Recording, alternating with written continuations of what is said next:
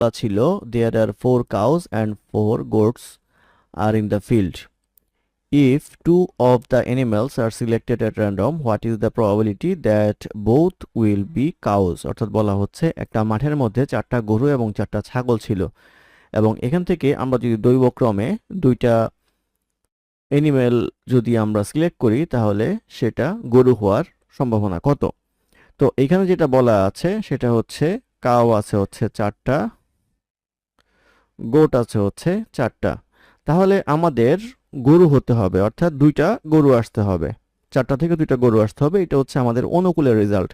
তাহলে 4টা গরু থেকে 2টা গরু আসার প্রবাবিলিটি হচ্ছে কতভাবে আসতে পারে? 4 কম্বিনেশন 2 ভাবে আসতে পারে।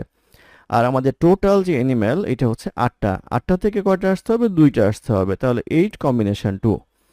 এটা ক্যালকুলেশন করলে আসবে হচ্ছে 6, এটা আসবে হচ্ছে 28, কাটাকাটি করলে আসবে হচ্ছে 3/14, অর্থাৎ 2টা প্রাণী গরু হওয়ার সম্ভাবনা হচ্ছে 3/14। এটাই এই প্রশ্নের উত্তর।